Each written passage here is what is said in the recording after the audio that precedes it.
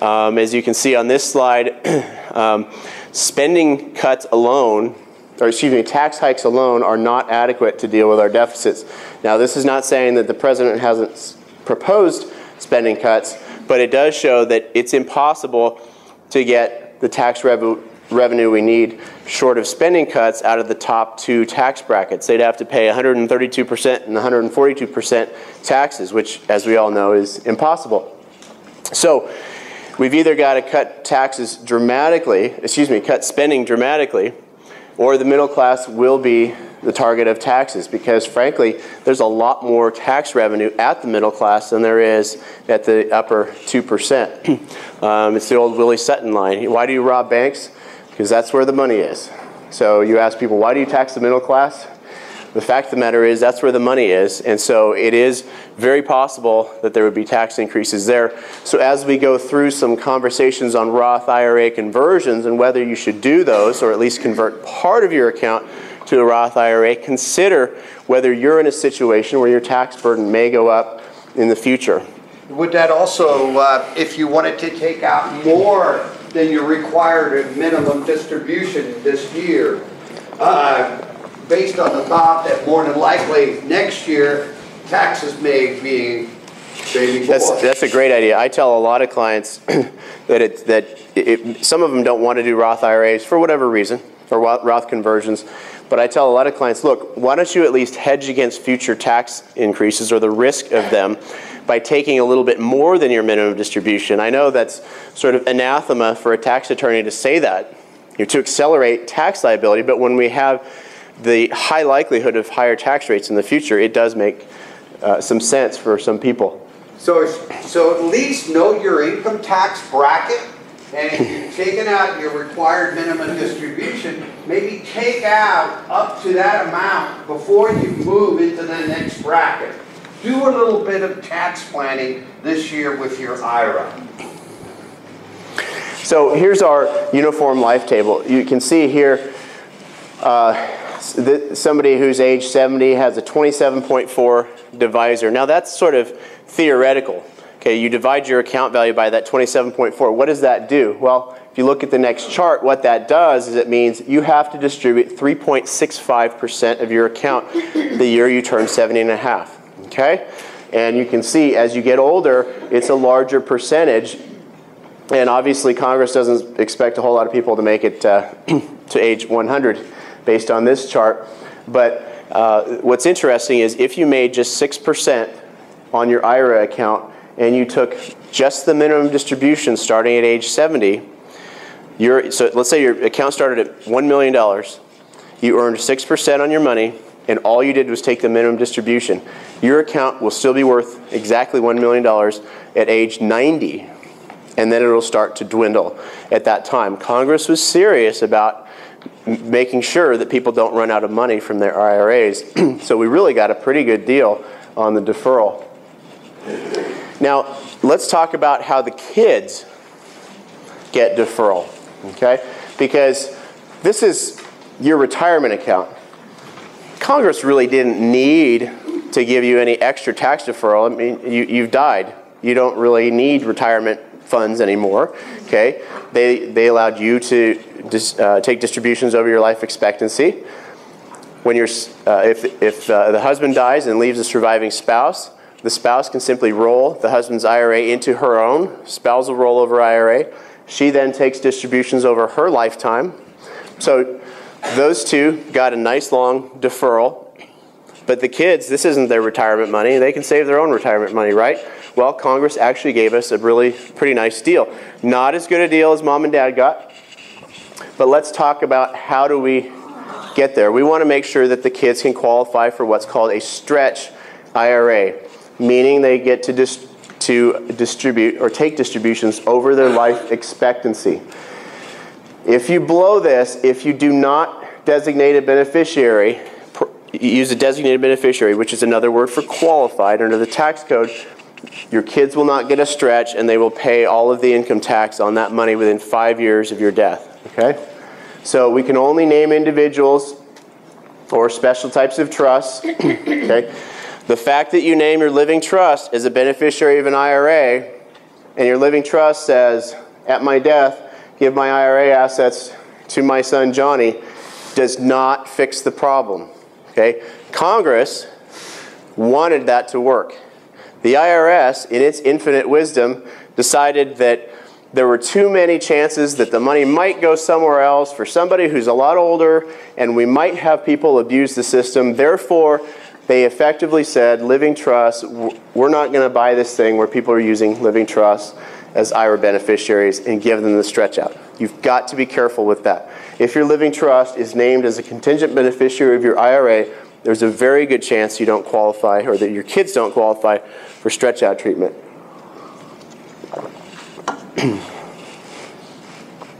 So just a list of permissible beneficiaries. You can name individuals, your spouse, child, grandchild, parent, brother, sister, niece, nephew, your neighbors, certain types of trusts. They don't have to be related to you. But if you name an estate, if you name charity, if you name most living trusts, you may have a problem. Now, I don't want to scare anybody away from charity. Okay? If you name charity as a beneficiary of the IRA, you just have to make sure your executor or trustee distributes the money to charity on a timely basis, because if they don't, then they could cause you to lose your stretch out capability. Some people, if they're leaving money to charity with an IRA, which is a fantastic idea given how tax inefficient it is, will actually create a separate account for the piece that's supposed to go to charity, and then one account for the piece, if any, that's supposed to go to kids. So it would seem like every beneficiary ought to stretch. Do they? No. So why not? Well, because they have an appointment with the Maserati dealership about 2 hours after mom keels over. So, I mean, think about it. It's sort of like I tell clients, it's a triple insult. If you have a taxable estate, all right, the kid just, or mom and dad just paid estate taxes to pass this asset to the kids. Now the kids are saying, you know what? I'm going to go spend $500,000 on a car. I'm going to withdraw it from this tax account and pay income taxes on it, and I'm going to make a really stupid purchase that my parents would not be happy with. So it's sort of like the triple insult: estate tax, income tax, and a boneheaded purchase that has no lasting value. How long can a designated beneficiary, or what is the process for them to get the money from your IRA account? So the process for them to get the money from the IRA account, they are named as the beneficiary, and they simply contact the custodian and they say, I'd like to roll this into an inherited IRA account. So let's say the custodian is Schwab. They can contact Schwab and they can say, Schwab, I'd like to open an account with you and roll it to that account within Schwab. If they say, contact Schwab and say, hey, I've got an account over here at Fidelity. It's an inherited IRA account. I'd like you to roll it to that. They can roll it into that account. So, but let's say they just want to withdraw. Is there anything preventing them? What do they need to withdraw the money from the IRA? They need a beneficiary designation and a death certificate, and that's it. So 3 weeks after someone dies, they'll have total access to that account. Yep. Okay. So we want to try to, for a lot of kids, we want to find ways to restrict access. Yeah. Is there any way the parents can set that up ahead of time, the stretch IRA? No, you can't be a parent from the dead. Well, I'll show you how, or sort of how. I'll show you how in a minute, how to lock the kids. There are several ways to lock the kids in, some of them using charitable planning and so forth, protect kids against their irresponsibility. Matt, I want you to repeat this, because what happens a lot is that, your children are a lost cause, but the grandchildren have hope and are wonderful. And so, people name their grandchildren in their estate plans. Yes. And you just said they cannot take until they're an adult? They have minimum distribution requirements, which, let's jump here. And we'll take a look at that. So this is how it works for the kids, okay? And I'll come back around to a lot of the questions here on trusts and what do we do for kids under 18, etc. So let's say we had a brand new baby girl, granddaughter, who was born just yesterday. Her life expectancy on this single life expectancy table is 82.4 years. Let's just say 82 years to make it simple. Now notice, she's not deemed to be married to a spouse who's 10 years younger, okay? It's a single life expectancy, meaning her life expectancy is much shorter. If she were married, deemed married to someone, their joint life expectancy would probably be closer to 90 years. So this is an assumption of just a single life. So the way this works, the number doesn't recalculate every year as she gets older. Okay, she starts out with 82 as her divisor. So she takes 1/82nd of the plan balance on her first birthday. She takes 1/81st on her second birthday. She takes 1/80th on her third birthday until she gets to her 82nd birthday, at which time she has to take out the entire account. Okay? Now when she's under 18, so these numbers that you see in these columns, they don't change every year. This, if your child or your grandchild is age 14 at the time that they become the beneficiary, they have that 68.9 years, it's locked, it's set, and that number does not change, except that it goes down by 1 every year because they've gotten another year closer to when they have to take out the entire account. So it doesn't matter if the baby granddaughter lives to age 100, she has to take the entire account by age 82. Okay, but in California, to take it in your own name, you have to at least be 18. Yes. Okay, does everybody understand that? You cannot contract or have money in your name under 18 years of age. So it's got to be a custodian. Does it have to be 18? Can you in California make it another age? You can put it in a uniform trust for minors account. I don't use those because even if you can hold it until someone's 21 or 25, they're probably still disabled by the same financial disability. So there are better ways to do that. Let's see. The reason why I'm saying this is at 18, they get to decide on this money and how to spend it.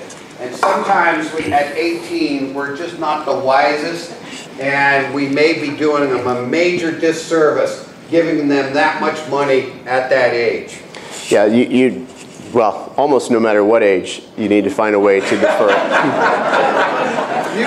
You've been an estate planning attorney way too long. There are lots of clients who are very proud of their children, just not their financial skills. So we are careful to have those discussions.